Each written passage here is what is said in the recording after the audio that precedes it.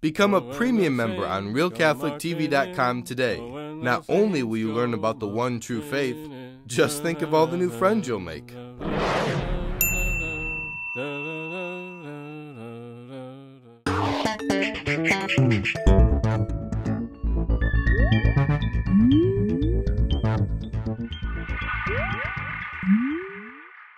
Hello everyone and welcome to The Vortex, where lies and falsehoods are trapped and exposed. I'm Michael Voris. The issue of contraception has been a powder keg for the Christian world ever since the wimpy Anglicans caved in and approved of it in 1930. Within a little more than a generation, almost the entire Protestant world had followed suit, abandoning nearly 2,000 years of Christian morality in the process.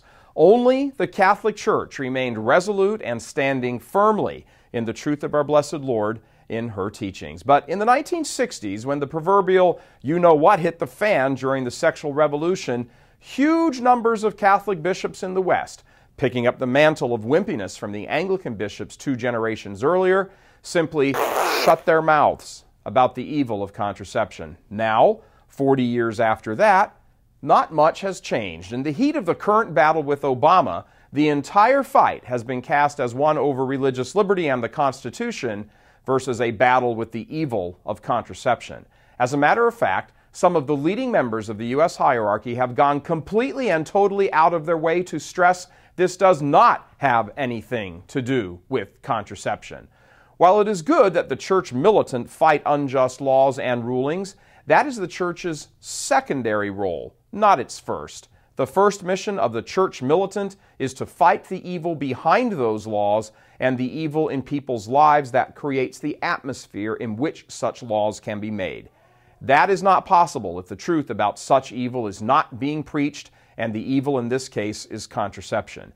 Case in point, the U.S. Bishops' Conference has, in addition to the lawsuits, has called for, quote, Fortnight of Freedom, a 14-day period of prayer, education, and action in support of religious freedom from June 21st to July 4th, end quote. That's right on their website, as we just showed you.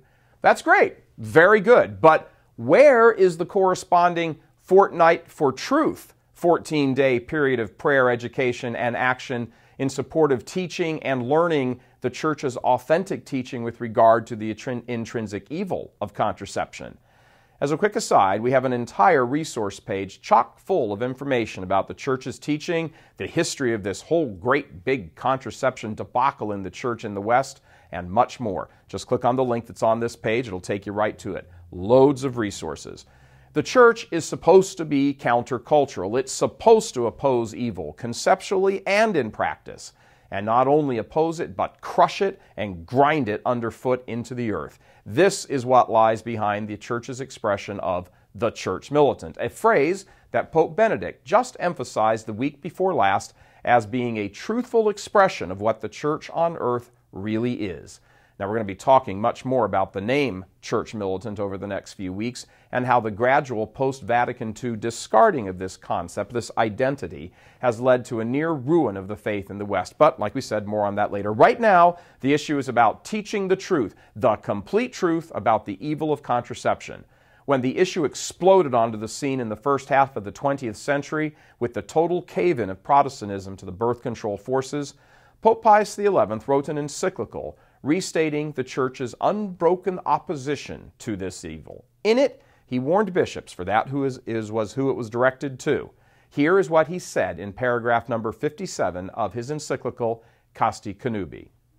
We admonish, therefore, priests who hear confessions and others who have the care of souls in virtue of our supreme authority and in our solicitude for the salvation of souls, not to allow the faithful entrusted to them to err regarding this most grave law of God, much more that they keep themselves immune from such false opinions, in no way conniving in them.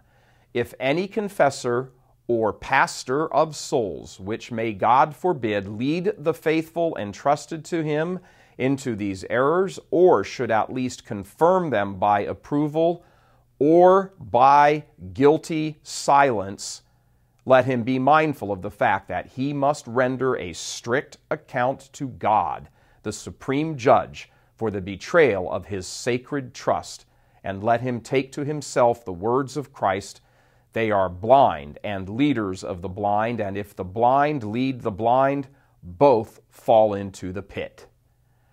God love you. I'm Michael Voris.